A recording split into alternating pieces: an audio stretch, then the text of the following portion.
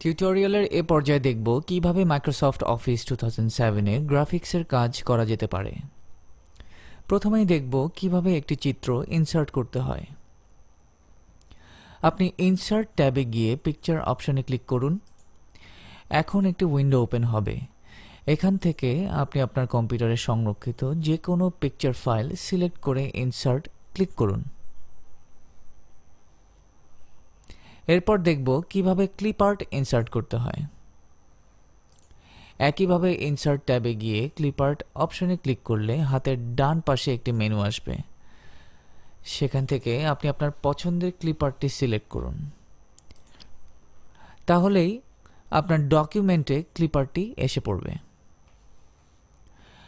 আপনি যদি বিভিন্ন রকমের আকৃতি ইনসার্ট করতে চান তাহলে ইনসার্ট ট্যাবের শেপস অপশনে ক্লিক করুন।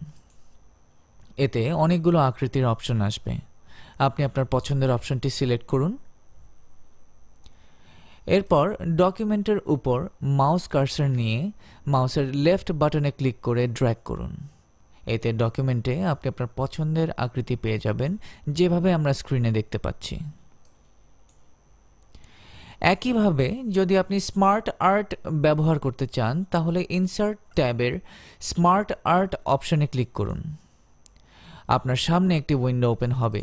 এখান থেকে আপনার পছন্দের স্মার্ট আর্ট সিলেক্ট করুন। এর ভেতরে আপনার লেখার অপশন থাকবে। আপনি চাইলে সেখানে লিখতে পারবেন।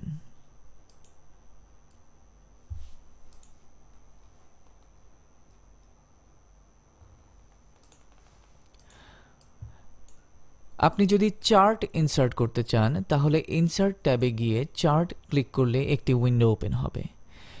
এখানে বিভিন্ন ধরনের চার্টের অপশন আছে, যেমন পাই চার্ট, বার চার্ট ইত্যাদি। এখান থেকে আপনি আপনার পছন্দের চার্টটি সিলেক্ট করে ইনসার্ট করুন। এতে একটি এক্সেল ডকুমেন্ট ওপেন হবে। আপনি চাইলে তা ক্লোজ করে দিতে পারেন। আপনি কোনো গ্রাফিক সিলেক্ট করতে চাইলে মাউস কার্সারটি গ্রাফিকের উপর নিয়ে ক্লিক করুন। তাহলেই গ্রাফিকটি সিলেক্ট করা যাবে। গ্রাফিকের সাইজ ছোট অথবা বড় করতে হলে গ্রাফিকের বক্সটির যে কোনো কোণায় মাউস দিয়ে লেফট ক্লিক করলে ছোট বড় করতে পারবেন। এবং ডিলিট করতে চাইলে গ্রাফিকটি সিলেক্ট করে কম্পিউটারের কিবোর্ডের ডিলিট বাটনটি চাপুন।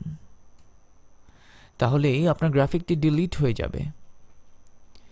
এবার যদি আপনি গ্রাফিকটিকে অন্য কোথাও সরাতে চান তাহলে মাউসের সাহায্যে গ্রাফিকটি লেফট ক্লিক করে আপনার পছন্দের জায়গাতে সরাতে পারবেন। এমনকি আপনি যদি গ্রাফিকটি কোথাও কপি করতে চান তাহলে গ্রাফিকটিকে রাইট ক্লিক করুন। একটি মেনু আসবে, সেখানে কপি অপশনে ক্লিক করুন।